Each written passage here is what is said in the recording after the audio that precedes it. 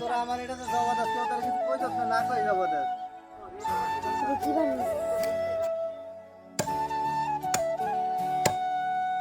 Hello everyone, কি অবস্থা সবার? আশা করি সবাই ভালো আছেন এবং আপনাদের দোয়ায় আমি অনেক ভালো আছি। ভিডিও শুরু হওয়ার প্রথমে বুঝে গেছেন যে আজকে আমরা কি করতে যাচ্ছি। হ্যাঁ, আপনারা ঠিকই ধরেছেন, আজকে আমরা ভেড়া জবাই করে খাবো। আপনারা সবাই শুনলে অবাক হবেন যে ভেড়া কিন্তু আমি আমার জীবনের প্রথম খাচ্ছি, তাই বিষয়টা আপনাদের মাঝে শেয়ার না করে থাকতে পারলাম না। এতক্ষণ যে ভেড়াটি দেখতেছেন সেই ভেড়াটি কিন্তু আমরা খাবো, তাই ভেড়ার গলা থেকে রশি খোলা হচ্ছে জবাই করার জন্য। জবাই করবে আমার কাকা সজীব, আর আমি ভেড়ার চার পা শক্ত করে ধরে রাখছি। আল্লাহু আকবার বলে গলায় ছুরি চালিয়ে দিল।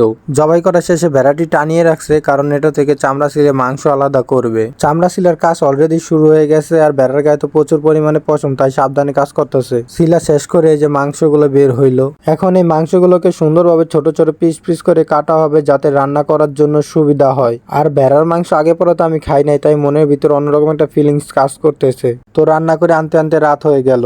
ভেড়ার মাংস স্বাদ কিন্তু খুব ভালো ও সুস্বাদু। আর হ্যাঁ, আমরা ভেড়ার মাংস স্বাদ মনে করি ছাগলের মাংসের মতন, কিন্তু এটা একটু ছাগলের মাংসের মতন না, পুরো গরুর মাংসের মতন স্বাদ। তো বন্ধুরা, আজকের মতন বিদায় নিচ্ছি আমি মোহাম্মদ হাসান। আপনাদের সাথে আবার দেখা হবে নতুন কোনো ভিডিও নিয়ে। আল্লাহ হাফেজ।